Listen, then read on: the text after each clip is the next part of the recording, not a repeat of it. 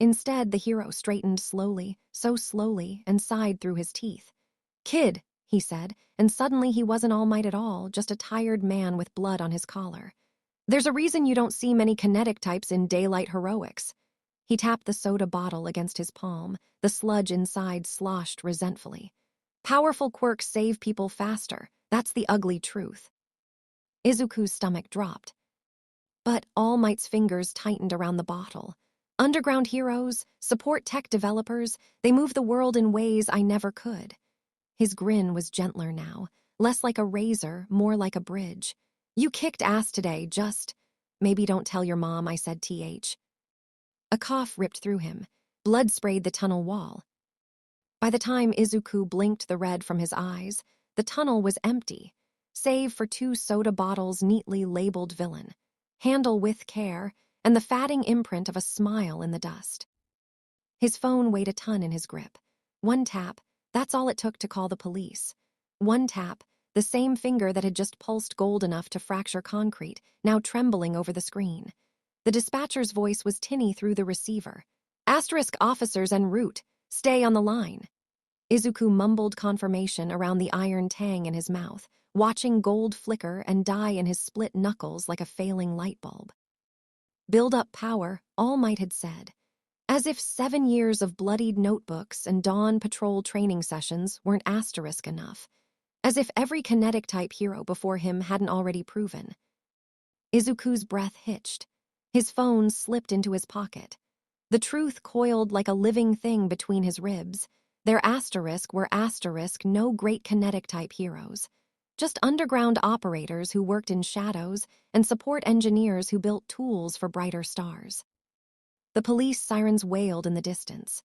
Izuku turned his back on them, walking faster, then running asterisk, not toward home, but toward the skeletal outline of Dagobah Beach's junk piles. His sneakers hit sand, and suddenly he was asterisk punching a rusted car door hard enough to make his wrist bones shriek in protest. Gold flared, weak, pathetic, barely denting the metal. 1 year, just 1 year until UA's entrance exam. 1 year to do what no kinetic type had done before, store enough power to rival a natural-born prodigy like Kakin. And if he couldn't? Izuku's next punch left blood smeared on the corroded steel, then another, and another. The pain was a distant thing. Across the bay, sunset painted the sky in wildfire hues, the same colors as the day he'd first intertwined his quirk with Katsuki's. The memory should have burned. Instead, it settled like a vow in his marrow. He'd train until UA's gates, and if they didn't open for him, he'd... A familiar asterisk pop crack split the air. "Oi." Katsuki's sneaker sent a spray of sand over Izuku's bloody knuckles. He didn't ask why Izuku was here. Didn't mention the police sirens still wailing in the distance. Just stood there, smoking palms resting on his hips, watching Izuku shake apart like a faulty machine. Finally, he said, "Again." And Izuku, stupid, stubborn Izuku, wiped his face on his sleeve and swung. The gold came easier this time. 1 year, he will pass even the great All Might himself, if that what it takes to be the best kinetic type hero. 1 year. Chapter 3, Ignition. Izuku's gloves creaked as he flexed his fingers, not from strain, but from habit. The reinforced fabric hugged his calloused knuckles snugly, though he hadn't needed the protection in years. Golden energy hummed under his skin now, a coiled spring waiting for release, not the wild storm of his childhood. The UA gates loomed ahead, sunlight glinting off the polished steel like a challenge. Katsuki elbowed him hard enough to bruise. "Stop fucking vibrating, Deku." His smirk was all teeth, his own palms sparking in sync with Izuku's pulse. 7 years of dawn patrol training had carved them both into something sharper. Izuku's wiry strength honed by hauling wreckage, Katsuki's explosive precision refined to surgical brutality. The entrance exam buzzer would be their starting pistol. Around them, examinees murmured. A girl with gravity-defying hair eyed Izuku's gloves curiously. A boy made of literal steel scoffed at their unassuming uniforms. None of them knew about the scrap metal graveyard where 2 kids had rewritten physics nightly. None of them saw the way Katsuki's shoulders tensed, not with nerves, but anticipation asterisk. as Present Mike's voice crackled over the speakers. Izuku exhaled through his nose.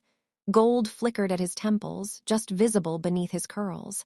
He didn't need to glance at Katsuki to know his stance, feet apart, weight forward, the way they'd practiced for 1,000 sunrises. The gates groaned open. Yue's auditorium smelled like sweat and floor wax. Izuku counted the exits automatically, 14 paces to the left emergency door, 23 to the right. His quirk pulsed in time with Present Mike's booming voice as the hero gestured wildly at the projection screen. 3 villain types, kiddos. 1, 2, and 3 asterisk points respectively. Smash 'em like. That's incorrect. The voice cut through the murmurs like a blade. Izuku's spine straightened before he turned, not toward the stage, but toward the rigid figure standing in the center aisle. Blue hair, glasses. The Iida scion looked carved from marble as he adjusted his spectacles with robotic precision. The handout clearly lists *4 enemy types. This is either negligence, his gaze flicked to Present Mike, or a test of our observational skills. The room rippled with unease. A boy with a tail muttered, "Who is that guy?" Then Iida pivoted, not toward Mike, toward Izuku. "Furthermore," he announced, finger extended like a sword, "your uncontrolled quirk emissions are distracting examinees if you cannot maintain basic discipline." Gold flared across Izuku's knuckles. He saw Katsuki's shoulders hitch, not in surprise, but recognition as Izuku rose smoothly from his seat. 7 years ago, he would have folded in on himself. Now, he merely tilted his head, letting the glow climb his forearms in deliberate, luminous spirals. "Thank you for noticing, Iida-kun," he said, voice carrying effortlessly. The glow intensified, not erratically, but in perfect sync with his pulse. Behind him, someone gasped. "My quirk's always active. Kinetic energy doesn't sleep." He flexed his fingers, gold arced between them like live wires. "But if it bothers you, maybe don't look." Katsuki's laugh was a detonation in the sudden silence. Iida's mouth opened, closed, opened again. His rigid posture faltered for one fraction of a second before he snapped back to attention. "Arrogance is..." Oi Katsuki slouched forward, palms crackling. His grin was feral. "Save the speeches for the robots, Four Eyes." Present Mike whooped into his microphone, shattering the tension. "Now we're cooking, examinees. Your battle centers await asterisk." Izuku caught Iida's parting glare, part outrage, part reluctant curiosity, as they filed out. Katsuki bumped their shoulders together hard enough to sting. "Since when do you talk back, huh?" The gold brightened. Izuku smiled. "Since always." The moment they assigned Battle Center A, Izuku knew 2 things. First, that the UA staff had deliberately separated him and Katsuki. Smart, given what their combined quirks could do. And second, that the 3-point robots would be clustered near the plaza's center. His calves burned with stored kinetic energy as he crouched at the starting line, gold threading up his Achilles tendons like live wires. Across the city, Katsuki would be doing the same, not charging his legs, but his palms, those devastating explosions primed too. Midoriya. Iida materialized beside him like a specter, glasses glinting. "I wish to." The gate's asterisk exploded open before Present Mike's "Geo" fully left his lips. Izuku was already airborne, gold flaring brighter than the sudden sun, as his pent-up kinetic release catapulted him forward faster than Iida's engines could react. The wind tore at his eyes. The shockwave of his takeoff sent 2 unprepared examinees tumbling. He didn't apologize. Heroes didn't have time. The first one-pointer lunged from an alley, clanking, predictable, and Izuku spun midair, redirecting his forward momentum into a golden-heeled kick that sheared through its steel neck like foil. Crunch. The head bounced. Izuku landed running, already channeling the impact energy back into his soles. Incredible acceleration. Present Mike's voice crackled from distant speakers. "Examinee 2231, clearing 20 meters per asterisk." A 3-pointer's missile lock asterisk beeped asterisk. Izuku didn't dodge. He leaned into it, letting the projectile graze his shoulder just close enough to siphon its kinetic energy. Gold surged asterisk up his arm, and suddenly his next palm strike against a two-pointer's chassis left a crater deep enough to see daylight through. Metal rained. Somewhere behind him, Iida shouted, not in anger, but something jagged and alive asterisk, as his engines finally caught up. They'd planned for this. Every kinetic hero's weakness was stamina. But Izuku had spent 7 years turning limitations into weapons, and when the zero-pointer's shadow swallowed the plaza whole, the gold under his skin didn't flicker. It ignited. One moment, Izuku was sprinting toward the next cluster of robots, gold flaring in controlled bursts, and the next, the scream tore through his concentration like shrapnel. He pivoted mid-stride, sneakers skidding on rubble, and saw asterisk her. A girl with pink cheeks pinned under collapsed masonry, her fingers scrabbling uselessly as the zero-pointer's foot descended. The world narrowed. Muscle memory took over. Izuku's knees bent, gold spiraling up his thighs in fractal patterns. But something was asterisk wrong. The energy wasn't just pooling. It was asterisk multiplying, feeding off his racing heartbeat, his adrenaline, the sheer need burning through his sternum. His veins lit up like power lines, gold bleeding through his skin until his entire right arm shimmered like molten metal. Then he asterisk launched. The air screamed asterisk around him. The zero-pointer's shadow swallowed him whole, but Izuku didn't flinch. His fist drew back, gold condensing into something solid asterisk, something more, until his arm wasn't just glowing. It was armored in crystalline energy, radiating heat like a forge. Distantly, he registered gasps from fleeing examinees shielding their eyes, not from brightness, but from the asterisk warmth rolling off him in waves, like standing near a bonfire after years in the cold. Izuku didn't notice. His world was the pull of his arm, the crackle of energy searing his capillaries, the everything he'd ever felt. Bruised knuckles at dawn, Katsuki's laughter, his mother's tears, the sting of useless, pouring into one singular point. His fist connected. The impact detonated. Golden shockwaves spiderwebbed through the zero-pointer's hull, eating through steel like acid through paper.